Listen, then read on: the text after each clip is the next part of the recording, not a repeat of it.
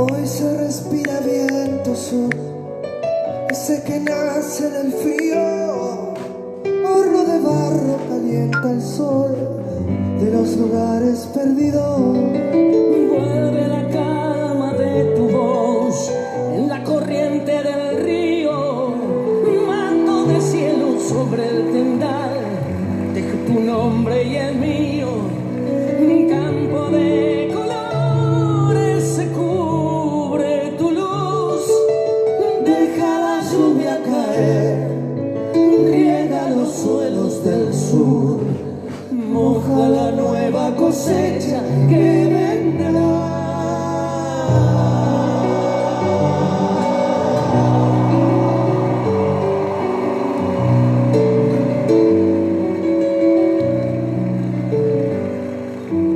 Tu cuerpo calma mi dolor y si dibuja el camino, manto de cielo sobre el tendal, deja tu nombre y el mío. Hoy se respira viento sur, ese que nace del frío. Horno de barro calienta el sol de los lugares perdidos. Un campo de colores se cubre en tu luz. Deja la lluvia caer, riega los suelos del sur, moja la nueva cosecha que vendrá.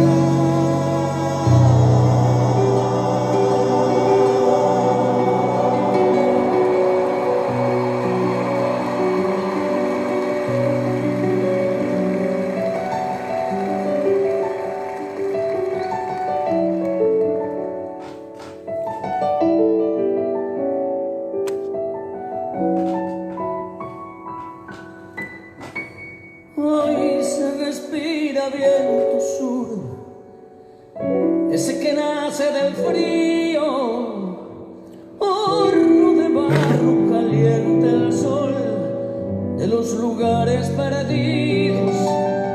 Vuelve la calma de tu voz con la corriente del río.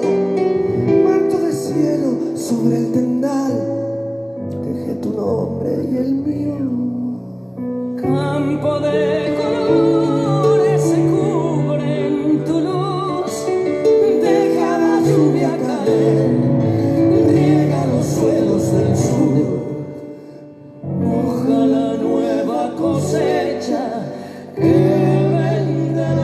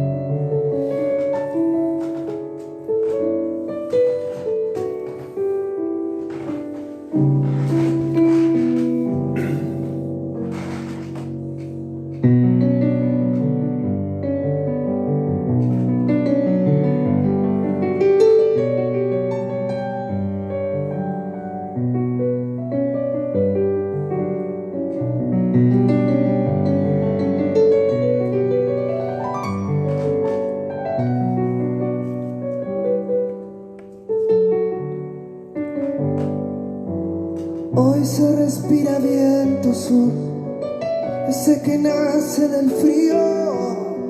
Horno de barro calienta el sol de los lugares perdidos. Vuelve la calma de tu voz en la corriente del río.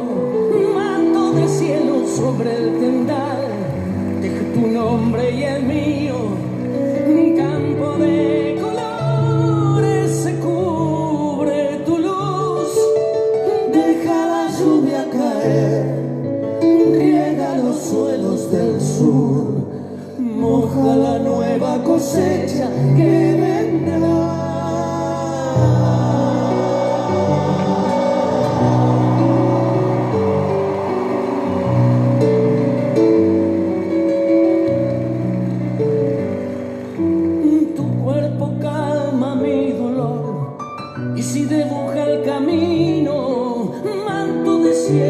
sobre el tendal, tu nombre y el mío. Hoy se respira viento sur, ese que nace del frío. Horno de barro calienta el sol de los lugares perdidos. Un campo de colores se cubre en tu luz. Deja la lluvia caer, riega los suelos del sur, Moja la nueva cosecha que vendrá.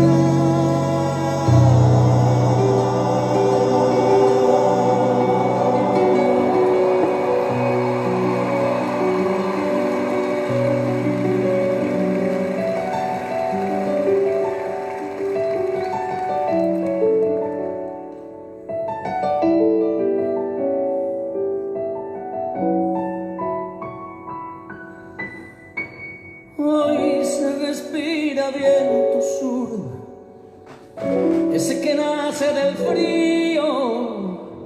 Horno de barro calienta el sol de los lugares perdidos. Vuelve la calma de tu voz con la corriente del río. Manto de cielo sobre el tendal, deje tu nombre y el mío. Campo de colores se cubre en tu luz.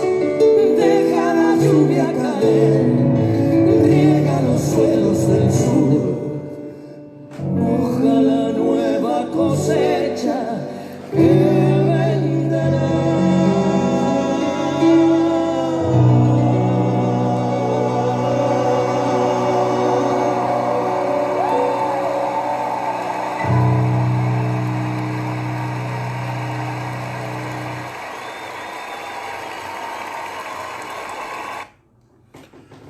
Bueno, buenas noches, buenas tardes. Si hoy quería hablar sin auriculares, hablar más directamente, a ver si un par de personas me dicen que está bien así. Si está bien así, hablaré sin micrófono. Los espero.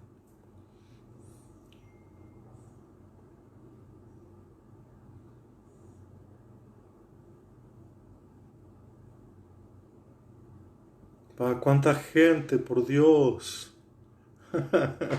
Muchos recuerdos. Ahí de Río de Janeiro me piden que vuelva a jugar al fútbol otra vez. Quiero decirles que debido a... Bueno, primero buenas tardes, buenas noches. Gracias, gracias otra vez. Como hay gente de muchos lugares del Brasil y como, bueno, ahí llegó mi amiga de Alemania también, qué gusto, Daniela. Tengo la necesidad de compartir antes de empezar un pequeño homenaje a los amigos y amigas brasileras que se están acercando a esta conversación, a esta ronda. A este fogón, y lo que quiero es un minuto 20, un minuto 30 de una música que para mí representó en su momento el mayor de los encuentros con el Brasil, que fue cuando fui a ver en Porto Alegre la película Mi tiempo soy, de Paulinho da Viola. Es un documental de su propia vida. Mi tiempo es hoy, mi tiempo es ahora, mi tiempo es en este momento, mi tiempo es aquí. Y en un momento de ese documental hay una, bueno, lo pueden ver por YouTube, después les paso el enlace. Hay un largo salón que yo creo, por ahí mis amigos de Río de Janeiro me lo dicen, creo que es el Palacio, Bueno, ahora no tengo la seguridad, pero no importa. Lo que quiero es compartir con ellos un pedacito de una canción emblemática que se llama Danza da Solidão, la danza de la soledad, y quiero compartirlo cuando Paulinho de Viola y Marisa Monte se reúnen en ese momento. Lo escuchamos un ratito porque creo que también es un homenaje a lo mal que lo están pasando allí, a lo mal que lo están pasando allí, a la brutalidad, a la bestialidad, a la falta absoluta de solidaridad y a lo que significa la diferencia entre tener un Estado presente y tener un Estado disparatado. Voy a ponerlo como si fuera un mal DJ. Y gracias por este pequeño tiempo. Solidão é lava que cobre tudo, amargura em minha boca, sorri seus dentes de chumbo. Solidão, palavra cavada no coração, resignado e mudo no compasso da desilusão, viu? Desilusão, desilusão, danço eu, dança você, na dança da solidão, viu? Desilusão, desilusão, danço eu, dança você, na dança da solidão. Camélia ficou viúva, Joana se apaixonou, Maria tentou a morte por causa do seu amor. Meu pai sempre me dizia: meu filho, tome cuidado, quando eu penso no futuro, não esqueço meu passado. Desilusão, desilusão, danço eu, dança você, na dança da solidão. Quando eu penso no futuro... Bueno, es difícil comenzar después de esta canción que no solo me hace danzar, perdona, sino que también me lleva a otra época de mi vida y por suerte esa época de mi vida se hace permanentemente presente gracias a esta enorme cantidad de amigos brasileños que están acompañándome y a los que quiero decirles que, bueno, que me encantaría hacerlo bilingüe, hacerlo en portugués, falar portugués también con vocês, porque para mí el portugués también es mi lengua, entonces nesse momento eu gostaria de ter duas línguas, é impossível falar português e espanhol ao mesmo tempo. Pero bueno, vamos a comenzar más, un encuentro más, pero que no es uno más, no forma parte de una estructura de repetición. La última vez logramos hablar de la diferencia entre la repetición y el ritual. Mucha gente me ha escrito sobre eso, o bastante gente ha sentido, ha percibido esa diferencia entre no la necesidad de una repetición, sino la necesidad de algunos rituales que debido a la excepción están perdidos. Y que hay que reinventarlos, reconstruirlos, y muchas de las personas que me han escrito me han soltado ideas que voy a compartir con ustedes. Yo intentando que cada encuentro sea de verdad un encuentro de cientos de protagonistas y no que yo sea el profesor que dictamina y que explica, es que durante la semana voy juntando esos fragmentos, esos retazos. Es a veces muy divertido porque hay gente que me envía cosas preciosas y que luego se arrepiente, o hay gente que me manda infinitas versiones cada día de lo que va haciendo, o testimonios muy duros, confesiones muy hondas, muy íntimas. Y entonces el texto de lo que voy preparando, el cuerpo de lo que voy preparando, se va moldeando con esas sensaciones de cada uno, que hacen que hasta último momento, y sé que hay personas que están hoy aquí que lo saben muy bien, hasta último momento no tengo previsto de la cantidad de páginas que llegan aquí, por dónde voy a tomar. Es curioso también que algunas personas me escriben durante los lunes preguntándome cuál es el programa de hoy. A mí me gusta mucho esa pregunta porque bien planteada, esa pregunta es un poco dar a los demás la posibilidad de sentarse con el mate, con el cimarrón, con lo que quieran, ¿eh? O sea, pueden sentarse los amigos españoles o europeos, ya han cenado, así que pueden beber lo que quisieran. Pero me parece que hay algo muy bonito ahí de sentarse en esa posición, expectación, que alguna vez les he comentado, de espectadores que esta época nos ha negado, o de alguna manera nos ha forzado, obligado a la permanente productividad, a la permanente emisión de mensajes en que todos nos hemos convertido, todos. Nunca voy a acusar a nadie de nada, sino cuando hablo de nosotros. Y a mí me gusta esta idea de que todos tengamos la oportunidad de, poder ser espectadores.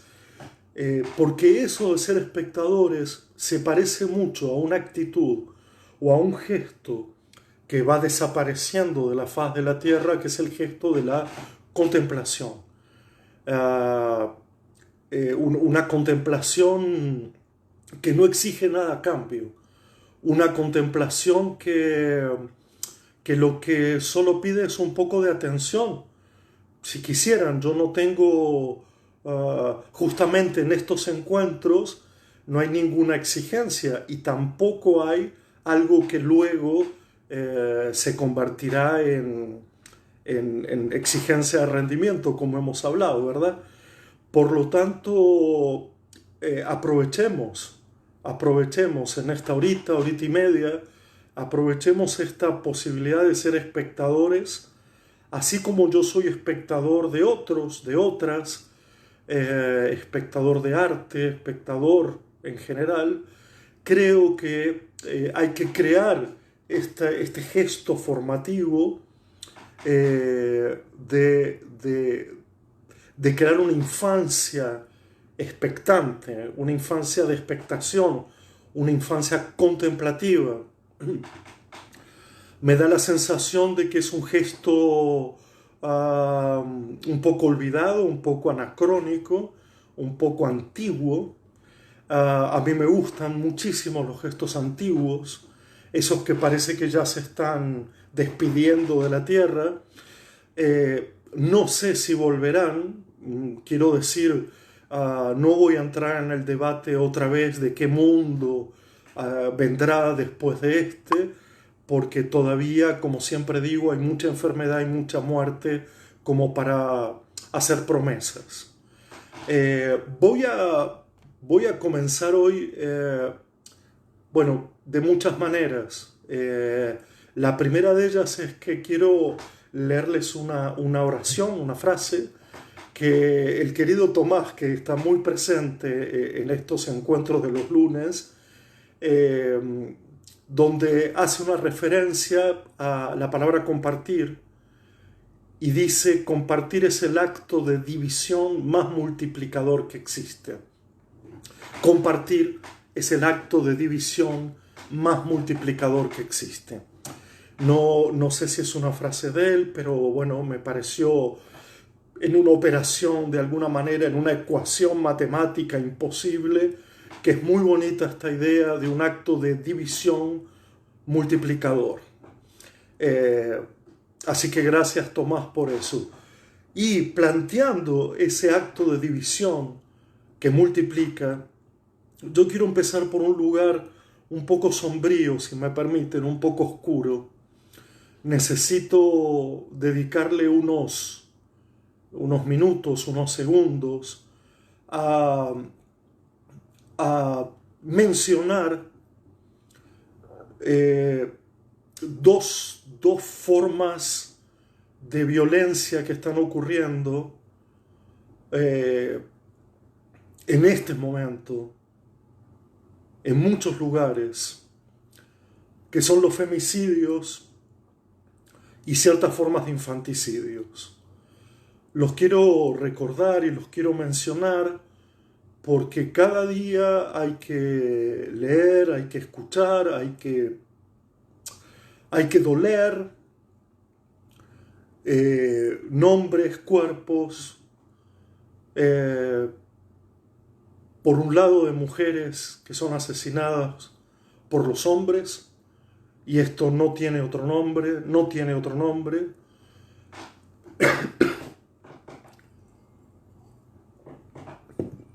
y esto también tiene que ver con estas ideas de aislamiento y de confinamiento,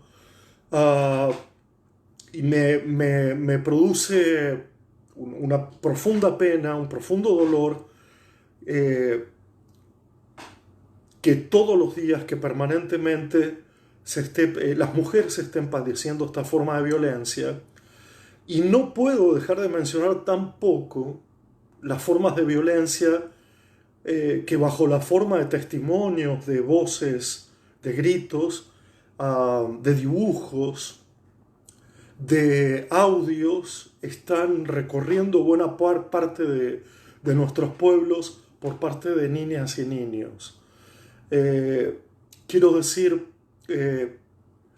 esta idea del cuidado que es insuficiente no puede ser solo dedicada a la pandemia, tiene que ser dedicada a los efectos múltiples que esa pandemia está generando adentro de los hogares, porque el quedarse en casa también cierra las puertas y produce formas de violencia sobre las cuales yo no puedo dejar de mencionar, y es una mención desesperada. Es una mención que no pretende agradar a nadie. Saben todos los que me conocen que creo no hacer absolutamente nada para agradar, y por lo tanto en este inicio lo que quiero que resuene es un principio que yo escribí ayer bajo la forma de poema, pero que en realidad ya estaba escrito desde antes en el diario que estoy escribiendo, como tanta otra gente. Ese principio dice algo así como: toda frase escrita anterior, remota o lejana, debería someterse al ejercicio de la reescritura. Todo fragmento leído, asequible o imposible, al de la relectura.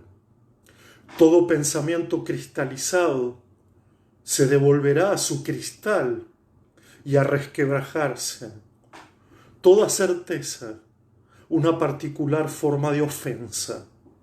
Toda duda, saber que estamos vivos. Déjenme plantear esto como un principio, porque han llegado 2 o 3 mensajes a los cuales hay que darle el lugar que se merecen, que de alguna manera cuestionan estos encuentros porque de algún modo no expresan o no son explícitos en los términos políticos que a esas personas les gustaría que fueran. Yo, lejos de ofenderme, el poema no tiene título, son especulaciones, fragmentos que algún día saldrán. Pero quiero decir que este principio para mí es esencial, es fundamental, y que es lo que motiva de hacer lo que quiero hacer, y intuyo que la mayoría de ustedes también, que es hacer esa distinción entre la política y lo político. Y a mí, personalmente, desde hace muchos años, me cabe esta distinción y me ofrezco a la política cuando puede ser necesario, no como gestor, no como administrador. Admiro profundamente a la gente que lo puede hacer en este momento. Estoy y mantengo vínculos profundamente históricos con mucha gente que está en la gestión de la política. Yo lo he intentado más de una vez y ha sido desastroso. Ha sido claramente una muestra de mi incapacidad para gestionar. Y lo que he llegado a comprender es que es necesaria una distinción entre la política y lo político, que no la he inventado yo, proviene, entre otras, de una filósofa llamada Chantal Mouffe, y en esa distinción puede aparecer la posibilidad de entender la política como la administración institucional, como la estructura institucional, o como las formas tradicionales de la estructura tradicional, y lo político como las formas antagónicas, las formas que no disimulan el antagonismo, pero que se establecen a partir de los vínculos de los hombres y las mujeres, los niños y los ancianos, y que no necesariamente se explican por la política ni remiten a la política, sino que justamente son el alimento, son el escenario a partir del cual la política puede gestionar, puede organizarse. Por lo tanto, aquí no es una cosa o la otra. Son decisiones, son formas de la práctica, son formas de la cotidianeidad. Y mi elección, hace muchísimos años, ha sido la de una responsabilidad pública entendida como la búsqueda de la fraternidad, la búsqueda de la igualdad. No quiero hablar de mí, no quiero hablar de mí, pero es lo que estoy tratando de argumentar, porque algunas personas me piden la explicitación de un punto de vista como si fuera necesario, como si no fuera claro el punto de vista que asumo frente a lo común, frente a lo público. Por lo tanto, quería dejar registrado esto simplemente como un motivo que a algunos les parecerá intrascendente, pero que yo creo que también define los modos por los cuales no solo estamos aquí, nos buscamos, nos encontramos, porque creo en lo político del amor, en lo político de la amistad, en lo político de la educación. Y comparto ese punto de vista que no menosprecia, al contrario, exige de la política un modo de organización relativamente semejante a esta búsqueda de la fraternidad, de la igualdad, de la amorosidad, de la hospitalidad, etc. No quiero dar demasiadas vueltas sobre esto, pero es para que se entiendan que esta posición de lo político no niega las diferencias, no licúa, no diluye, no hace líquida una diferencia antagónica fundamental. Y cuando hablo del Brasil, está claro mi perspectiva, pero quiero buscar en lo político las formas del encuentro. Por eso voy a compartir ahora algo que Silvana, que fue compañera mía hace muchos años y que nos reencontramos después de otros tantos, que me hace un planteo que yo creo que hay que tomar, y es que si no somos capaces de repensar la escuela, excepto entre nosotros, dice, lo que no es poco, no sé hasta dónde va a servir esto más allá de lo que nos sirve a nosotros. Y yo me he quedado pensando en esta idea. Y ella en un momento dice, si no es cuestión de crear un movimiento, una unión, un documento, un pedido, de alguna manera, una súplica, digo yo, para que cuando volvamos, de alguna manera, cuando volvamos a la escuela,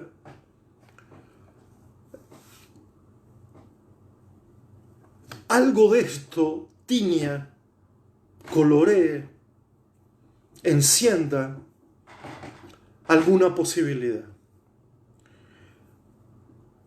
Yo creo que sí. Yo no quisiera sugerirlo. Creo que esto es un movimiento que puede interrumpirse, así como puede seguir adelante. Voy a hacer un dossier de todo esto. Y por lo tanto, en esa idea de Silvana, que es una idea de otros que me lo han planteado, sí lo que creo que tengo que rescatar es la posibilidad de hacer cosas juntos. Le estoy dando vueltas a esta idea, hacer cosas juntos.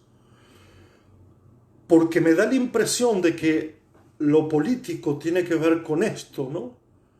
Con ese gesto amistoso de poder reunirnos, que comparte con la filosofía, por otro lado, de poder reunirnos a propósito de una cuestión, estudiarla, pensarla, detenerse en ella y producir lo que para la política es fundamental, que es el elemento de transformación. Es decir, que lo que se hace en comunidad debe ser escuchado como un motivo de transformación, como un texto, no solo formativo, sino también de transformación. A este respecto, yo quiero decir que la transformación siempre ocupa dos planos en lo político. Uno es el plano de lo singular, de lo individual, la transformación de uno, del sí mismo. Esto también es lo político, la transformación del sí mismo, no la espera de la transformación del otro, no esa actitud pasiva de que la transformación de lo político ocurre o inicia en los demás. Es la transformación del sí mismo. Pero esa transformación del sí mismo no puede permanecer en una suerte de adoración del yo, en una suerte de virtuosismo del yo, sino que tiene que ir en una búsqueda desesperada, muchas veces desesperante, de otras transformaciones del sí mismo, de las transformaciones colectivas.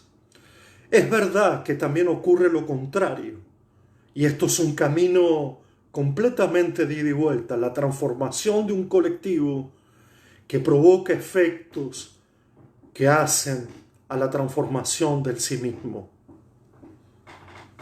Yo espero que aquí se entienda la profundidad de esa idea de que educar o formar es un gesto político, no entendido como una transmisión de un texto o de un dogma, sino como una suerte de contagio que en otro sentido Ferdinand de Ligny llamará lo arácnido, y es la creación de redes que no imitan las formas de estructura social que nos han abandonado o que han producido exclusión o que han negado la posibilidad de transformación de uno mismo. Si se entiende, lo político no imita la política. En todo caso es al contrario. La política ha imitado permanentemente los gestos de lo político. Y por eso creo en la fuerza de las instituciones formativas, de las escuelas, los jardines de infantes, las universidades, porque lo que pueden hacer es crear una red arácnida, para darle este sentido que le dio Deligny, una red arácnida donde cualquier lugar de la red es fundamental para sostener un colectivo, pero además donde no hay nunca una red igual a la otra, sino no hay una copia, una imitación de la estructura social, sino que hay una recreación y una reinvención de la política. Eso es lo que yo humildemente y austeramente creo es la rebelión posible. La rebelión de lo educativo, la rebelión del arte, la rebelión de la literatura, la rebelión de la filosofía. Rebelarse sin copiar la estructura que ha producido para heredar términos que ya pensamos juntos a los dañados y a los rotos.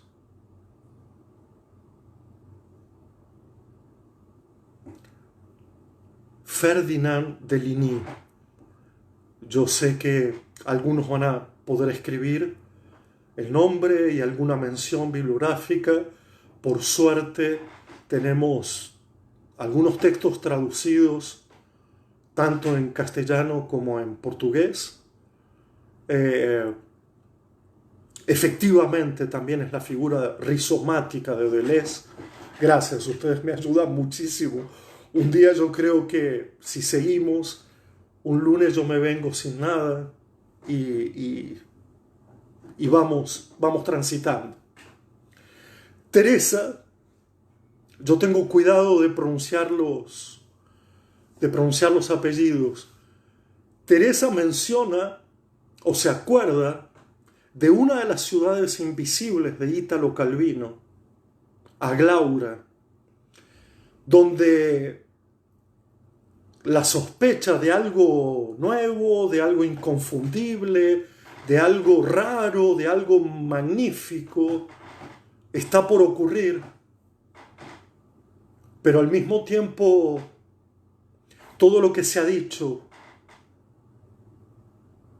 ya no sirve para nombrar eso que queremos decir como nueva forma, no como novedoso en el sentido comercial. No se trata de una novedad en el sentido lucrativo. Se trata de lo nuevo como el nacimiento, lo natalicio, lo fecundo. Y ella dice, Teresa, recordando ese pasaje de Italo Calvino, dice aquello de volver a la tierra, la necesidad de hurgar con las manos sus texturas, aromas, sonidos, nutrientes. De sabias mujeres, dice, aprendí las bonanzas de las buenazas, aquellas plantas que nos curan, nos sanan, nos fortifican, están y estuvieron siempre. Las vemos, las consideramos o las pisamos. Teresa dice que donde ella vive hay que andar cuidando de no atropellarlas. Y también se pregunta si el mundo anterior a la pandemia será el que no vimos, si la tierra está a nuestro lado, si vamos a redescubrirla. Y esto es uno de los costados de lo político que hay que repensar, que es el cuidado de la tierra, el cuidado del mundo en el sentido más material, más literal.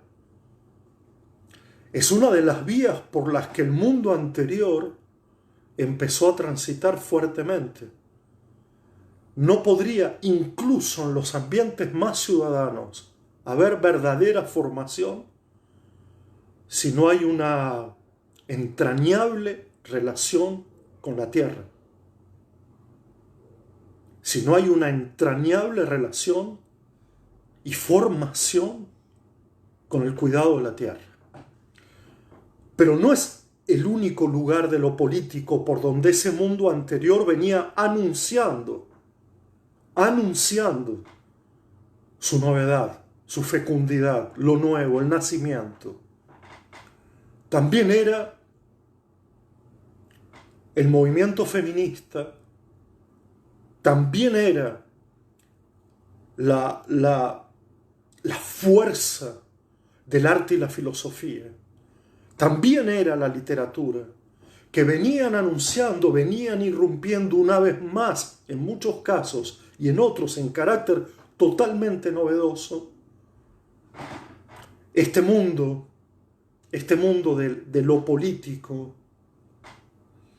que, voy a insistir una vez más, no puede solo convertirse en un mundo jurídico, en un mundo que enuncie sus derechos, sino que tiene que seguir en un movimiento constante y fecundo para no solo anunciar la novedad de ese nacimiento, sino también su continuidad, su durabilidad, la duración del mundo más allá de nosotros mismos.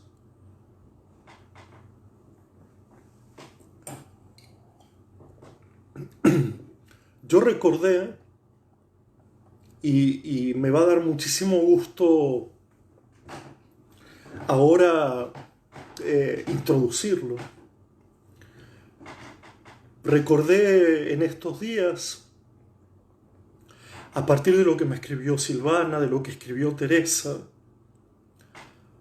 a partir de esa idea de lo fecundo, de lo extraño, de lo raro, de lo que vendrá, de lo que no hemos visto, de lo que es absolutamente, de lo que podría ser invisible, pero debería pasar a ser mirado. Aquella fábula maravillosa de Peter Handke, y les agradezco a los que la conocen,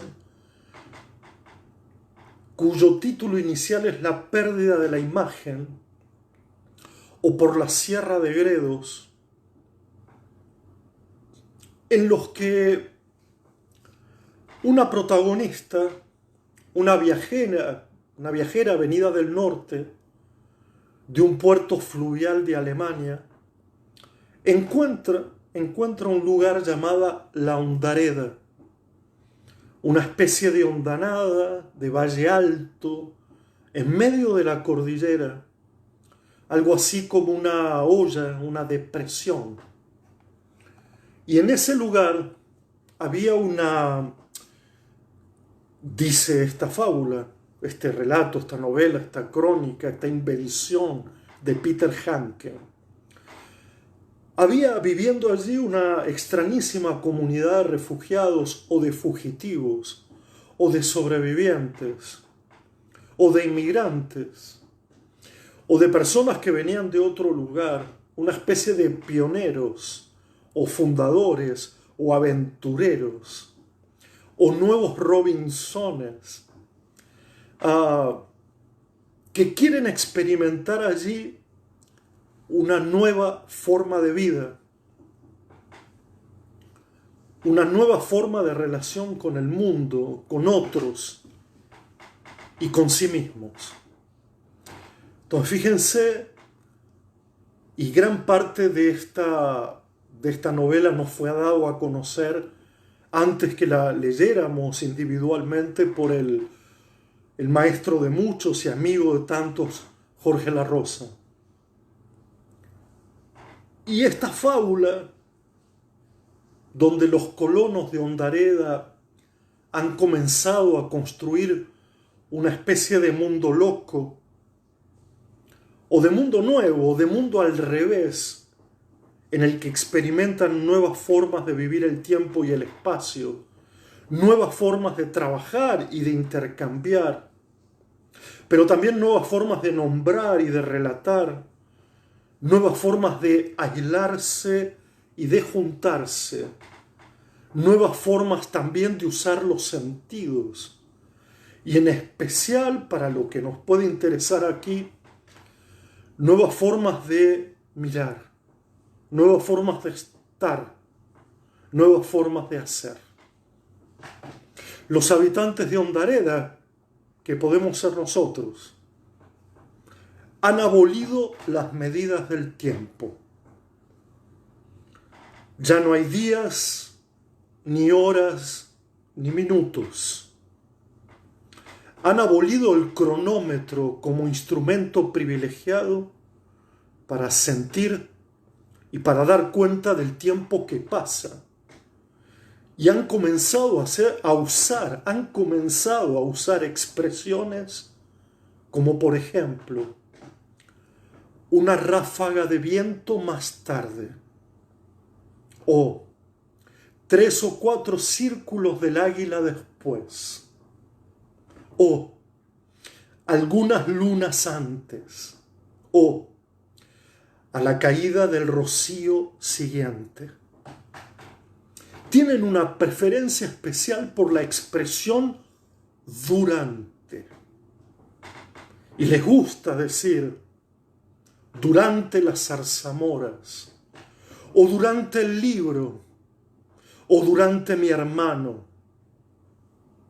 o durante un grano de arroz, o durante tus labios, o durante el viento de la noche. Es fantástico porque cuando logramos experimentar la duración, es ese momento en que el tiempo se confunde y se mezcla con la existencia. No se refiere a lo que existe, sino que se hibridiza, se entreteje, se entrelaza con la existencia. Como si tiempo y vida fueran la misma cosa. Imagínense que se pueda decir durante la pintura, durante el juego. Es un lenguaje terriblemente infantil. Y entonces esos habitantes de Hondareda que podríamos ser nosotros, han quitado la forma en que el tiempo se hace útil, en que el tiempo se hace provecho. Y dicen, por ejemplo, escuchen, el tiempo del cielo sobre las copas de los árboles, o el tiempo del andar por la estepa, o el tiempo de empujar el cochecito del niño. No el cochecito del niño. El tiempo de empujar el cochecito del niño. Si pueden, busquen este texto, porque es precioso las cosas que hacen con el lenguaje, las cosas que hacen en relación unos con los otros. Por ejemplo, antes de leer, exponen los libros a la intemperie, a la lluvia, al viento, al rocío, al granizo y a la nieve. Dibujan en el aire los perfiles de las cosas, recorren los contornos con las yemas de los dedos y han inventado un culto y una ciencia completamente gratuitos. El culto y la ciencia del rocío. ¿Por qué esta lectura o por qué este recuerdo? Porque esto nos lleva inevitablemente, inexorablemente, a la idea de la presencia y de la existencia. Porque esto nos lleva a imaginar por un momento esta suerte de dualidad que nos toca hoy vivir, pero que ya la vivíamos desde antaño, que es estar presente no significa estar existente y tampoco significa estar sensible a la existencia de otros. Es como cuando alguien pregunta, ¿estás acá? Pero estás acá de verdad. Como si el estar tuviera dos preguntas. ¿Estás? Como cuando estamos, pero no estamos, y estamos en cualquier otra parte, y nuestra presencia se destiñe, se desdibuja, y nuestra existencia se vuelve inexistente. Hoy tenemos un problema de presencias, un problema inesperado, radical. Pero tenemos un problema de existencias. ¿Podemos pensar la existencia más allá de la presencia? ¿Podemos justamente cuidar esas existencias, cuidar nuestras existencias más allá de las presencias? Esto para mí es solo un ejercicio de la pregunta. Porque claro, de una forma arquetípica, tenemos que estar juntos para que nuestras existencias comiencen a desenrollarse. Pero ¿cuántos niños, cuántas niñas, cuántos educadores están pero no están? Y no sabemos absolutamente nada de su existencia.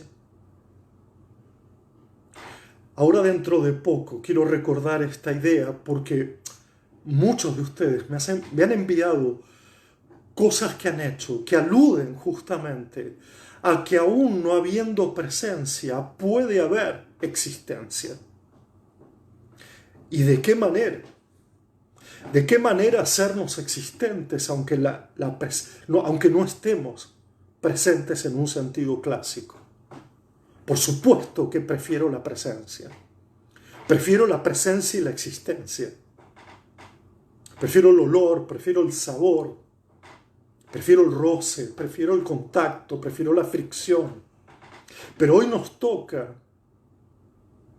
no solo pensar en qué pasaba con la presencia inexistente de niños y educadores antes, sino que hoy nos toca sobre todo dibujar existencias más allá de la presencia.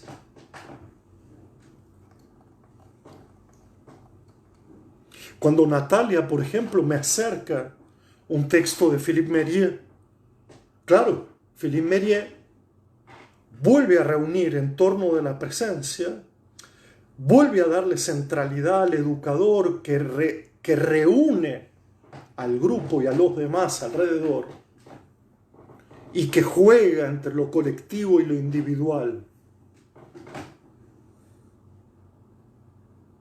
Y que crear ahora la idea de la continuidad pedagógica sin presencia y sin existencia es absolutamente imposible, es absolutamente errático, es una falsa quimera. En el fondo, lo que quise inaugurar en esta primera parte, larguísima por cierto, y perdonen, es producto de la pasión, es de algún modo esta idea de un silencio de presencias, un silencio que la tecnología no resuelve. Y quiero mencionarles a dos personas que me han escrito. Una es Claudia, que está en el límite de su agotamiento, que es librera, además de ser educadora. Se siente agobiada, se pregunta por ese silencio. Y Claudia, al final de su alegato, habla de su provincia y habla de la postración total, sin agua, sin caminos transitables, sin luz. Y a mí me llega este mensaje y lo primero que pienso es en el silencio. En lo primero que pienso es en el silencio necesario que hay que hacer para reescribir lo que se ha escrito, para releer lo que se ha leído, para resquebrajar lo que se ha pensado. Bueno, muchos me piden que repita el texto y ya voy al silencio. Ese texto se llama, es un libro de Peter Hanke. Me parece que Anneliese Nosotros lo escribió, La pérdida de la imagen, y lo publicó Alianza Editorial en Madrid. Hay diferentes versiones, si no me equivoco. Yo tengo una versión en portugués y tengo también una versión publicada, creo yo, por Adriana Hidalgo en Buenos Aires. El silencio.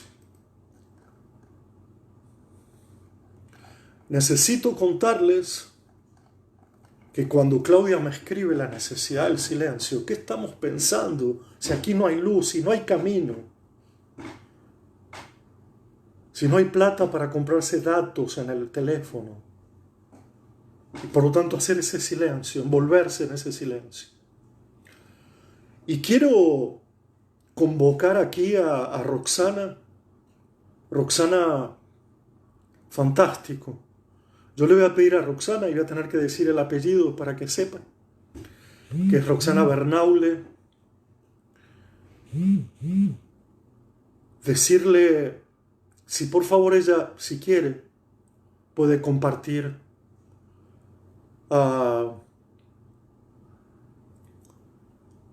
el video que me mandó. Yo voy a contar de qué se trata, pero me gustaría que ella comparta con todos nosotros, quizás en la página y tal, un video que es producto de un trabajo, de un taller, y que básicamente un taller de teatro donde se les propuso que fotografiaran, donde los chicos creyeran que hubiera silencio. Fíjense ustedes la idea extrañísima, bellísima. Fotografiar allí donde hubiera silencio. Y las fotos no terminaron en aparecer. Les propongo que lo vean, porque ahí también hay otra forma de hacer el mundo. Porque ahí hay otra forma de hacer escuela, de hacerlo formativo. En ese silencio también Gabriela me dice que está por empezar su curso en el profesorado, que quiere recibir a sus estudiantes con calidez, porque estudiar es el sueño de ellas, de las estudiantes y de sus familias. Y con apenas un celular y un poco de datos móviles se aprenden a soñar. Y de algún modo piden que no se deje de soñar, pero tampoco que seamos ingenuos en las utopías.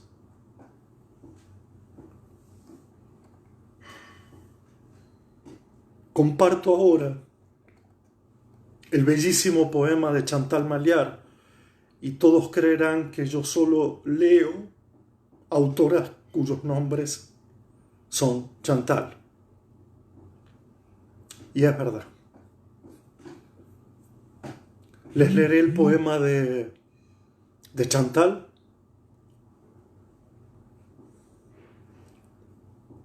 Y luego la escucharemos a ella.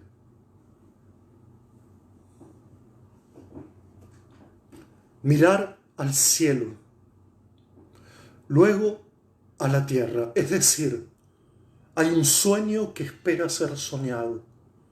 Un sueño espera ser soñado. La boca seca, no hay saliva. Alzar los ojos donde los gavilanes y los misiles. No, los ojos a ras del suelo, donde la hierba entre la herrumbre, donde la hierba arde, verde y poderosa. He perdido las armas, he tirado el escudo. De entre todas las verdades elijo una sola, la caricia del sol en el tronco de mi alma calcinada. Escuchamos a Chantal.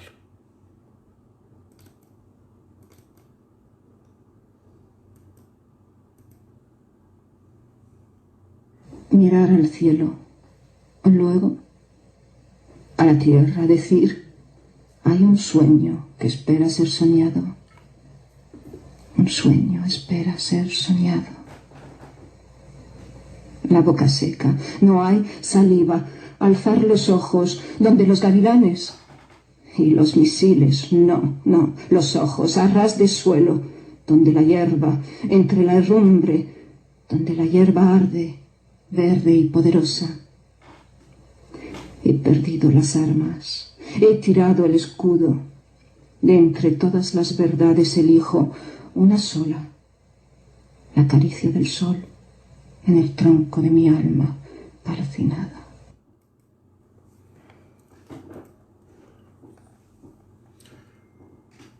Gabriela me escribe a propósito de la impotencia.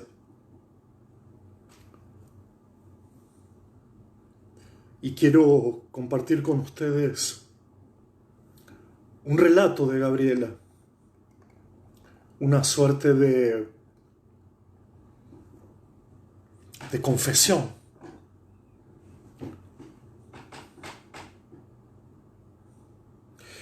Que, si no me equivoco, ya le puso como título: Hoy no supiste qué hacer conmigo.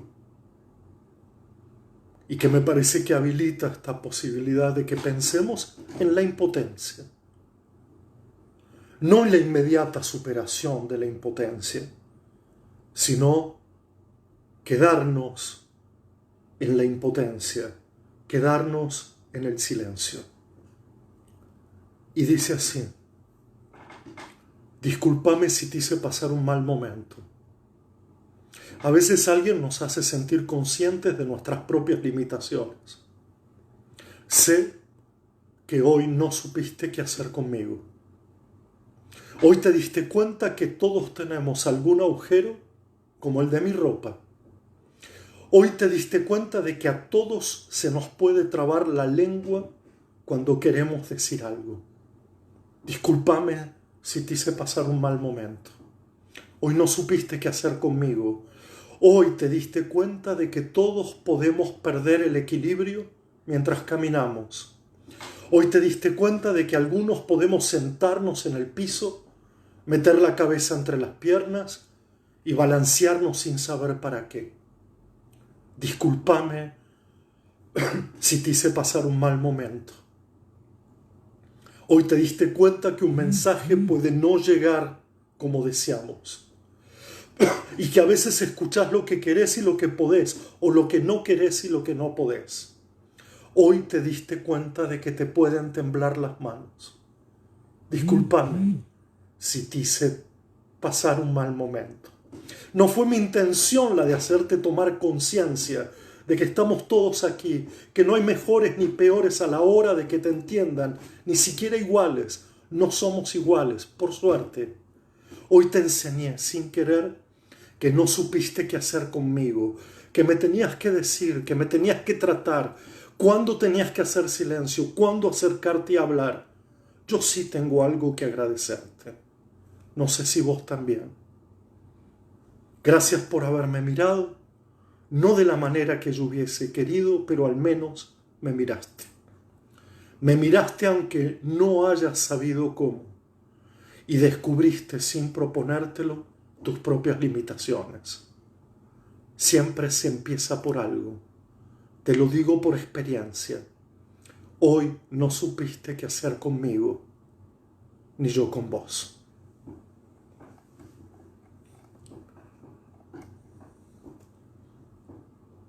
Haciendo un traslado de la impotencia, del silencio, pero también de hacer otro mundo, de mirar distinto, de hablar de otra manera, de reunirnos de otro modo. Volví a la clase, volví al aula, volví a pensar qué es una clase, qué es un aula, volví a la forma informe. Y Pablo, primero recordé, un libro maravilloso que se llama ¿Qué clase de dar es dar clase?, de Daniel Berisso, profesor de la Facultad de la UBA de Filosofía y Letras. ¿Qué clase de dar es dar clase? Y Pablo escribió un texto donde va elaborando a partir de testimonios, escucha las formas de dar clase de profesoras de música, de los que preparan a ultranza todo lo que prevén, todo los que dejan suelto. Y me ha encantado algo que él dice, porque recuerda inmediatamente En defensa de la escuela de Jean Machelin y se pregunta: es hermoso sentir el vértigo antes de dar una clase. Yo hoy lo he sentido. Esto no lo dice él, lo digo yo. Hoy he sentido un vértigo. Y aprovecho a saludar a mi sobrino Diego, con el que hacíamos el programa de radio, que está con su hijo Genaro, viéndonos. Y dice Pablo, sentir ese vértigo, y se pregunta, ¿se debe escribir una clase? ¿Se puede escribir una clase? ¿Qué bordes traza la escritura? ¿Qué cosas en la clase desbordan la escritura? ¿Cómo se escribe una buena clase?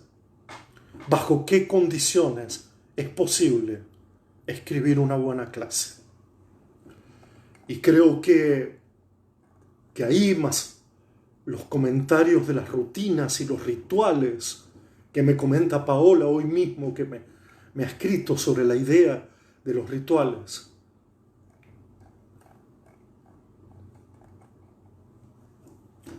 No quiero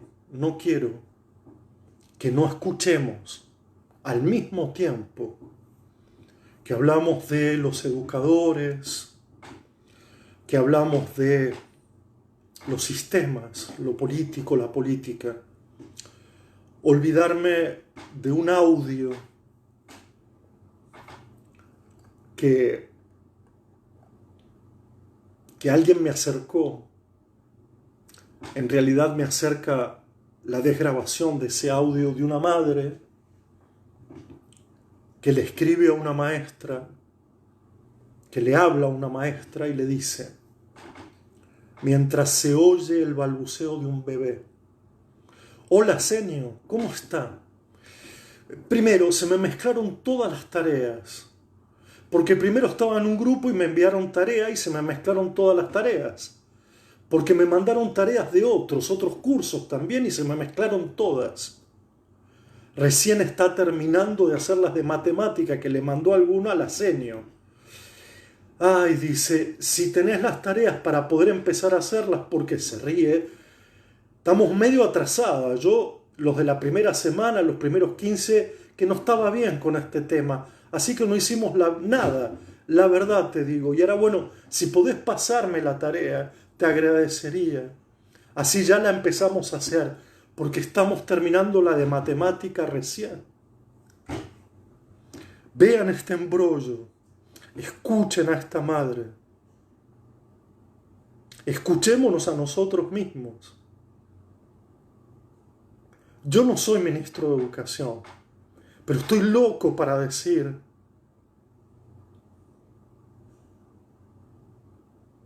olvídense del aprendizaje, no es eso. Olvídense de que lo que está en juego aquí es el aprendizaje en el sentido cronológico, escolarizado. No se va a tratar de eso.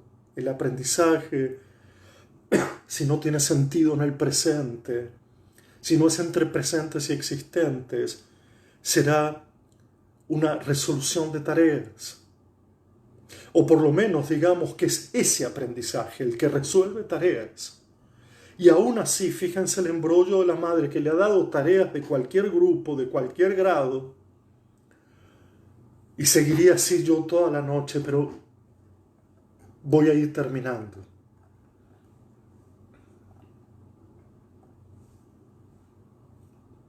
Sin olvidarme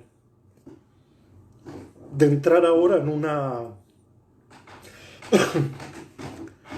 zona de la infancia, porque la querida Alejandra de la Fundación Armonía, con la que trabajamos bellamente, hacen también en un taller de cine y fotografía para 6º grado, y les da la consigna de escribir lo que se ve desde una ventana en aislamiento, confinados, durante 30 segundos. Y una nena, tengo la autorización para decir su nombre, es Isabela,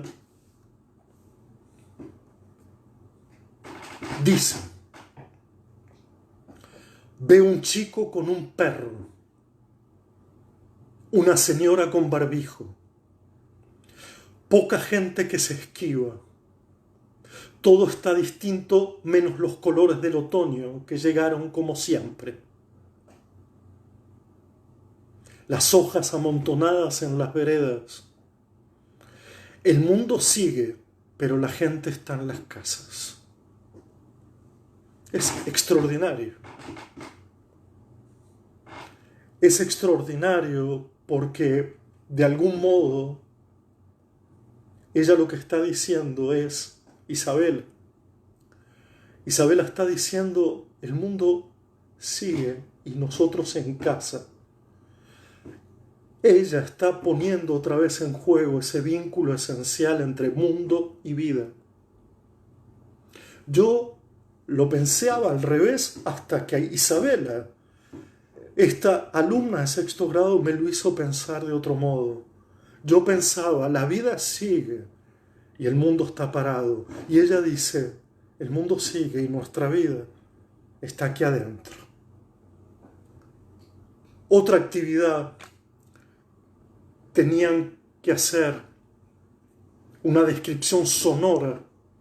Fíjense la idea de presencia y existencia. Una descripción sonora de una situación de escuela que recordaran. La memoria, no estamos pero recordamos. No vamos pero recordamos. E Isabela dice, cierro los ojos, siento muchos ruidos de voces. Algunos timbres los reconozco inmediatamente. Recuerdo las voces cercanas de Isa, Lucía, Caro, Agustina y Matías. La seño pidiendo orden a lo lejos, ruido de algún libro cayendo al piso y de chicos moviéndose. Caos, hermoso caos que extraño y que fue reemplazado por uno mayor, maléfico y silencioso. No lo voy a comentar, es una maravilla. Sonidos, formas de mirar, recordar, hacer presencia en el lugar donde estamos ausentes, existir allí donde estamos ausentes. Lamento porque hay páginas y páginas, y siempre diré lo mismo, páginas y páginas y páginas. No quiero quedar mal, tampoco quiero agradar, pero de verdad hay mucho más. Ojalá algún día lo reunamos todo. Les hacemos unas bonitas tapas, le pedimos a alguna artista plástica que nos haga unas bellas tapas y hacemos el libro de conversaciones con cualquiera. Y ahí, Silvana, tal vez ese pueda ser nuestro hacer algo juntos. Tampoco me puedo olvidar de Selva, que me cuenta que tiene un blog maravilloso, lo he visitado, ¿qué hacen los niños? Visítenlo. Un blog que se llama Tiempo No Apurado, búsquenlo así, excelente. Un abrazo a Estela, a Raquel, que me escribió, bueno, espero poder leerlo la semana que viene si nos encontramos. A Araceli de Tesanos del Uruguay, que me ha escrito también con mucho cariño. La he leído, pero voy a cerrar con dos cosas. Una,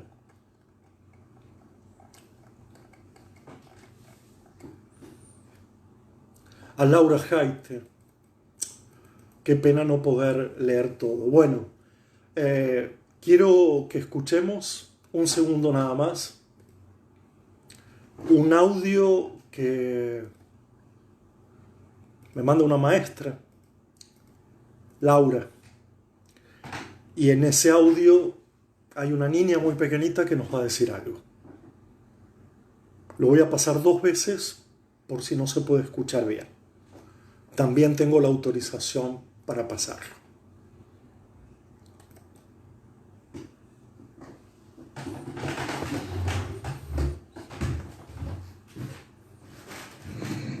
Hola, señor.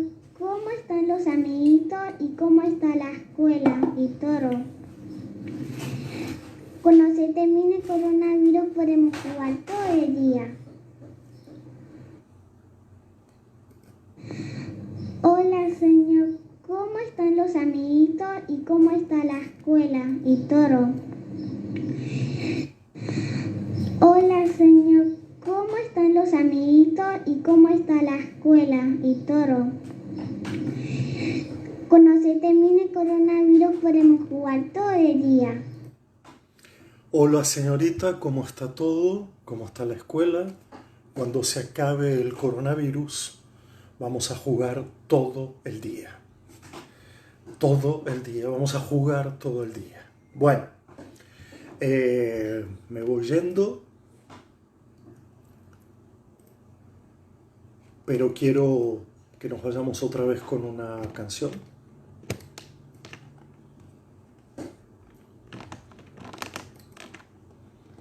Y va a ser una canción distinta a la que escuchamos hasta ahora. Es una canción de Fernando Cabrera, una letra de Fernando Cabrera que canta Jorge Drexler, El tiempo está después. La comparto y nos vamos despidiendo.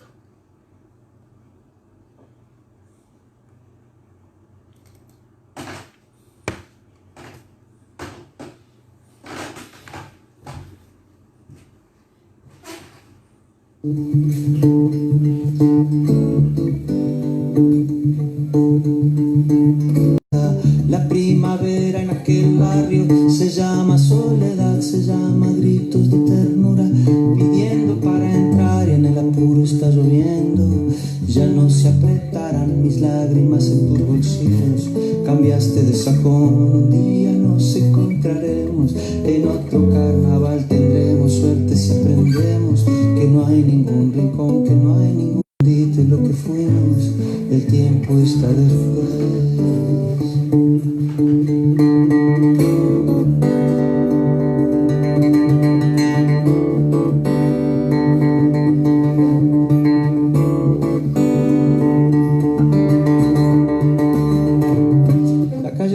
Raya al medio, encuentra Belvedere, el tren saluda desde abajo, con signos de tristeza, aquellas filas infinitas, saliendo de Central, era empedrado, está tapado, pero allí está la primavera en aquel barrio, se llama soledad, se llama gritos de ternura, pidiendo para entrar y en el apuro está lloviendo, ya no se apretarán mis lágrimas, tus bolsillos, cambiaste de sacón, un día nos encontraremos, en otro carnaval tendremos suerte si aprendemos que no hay ningún rincón, que no hay ningún atracadero que pueda disolver su escondite en lo que fuimos, el tiempo está después.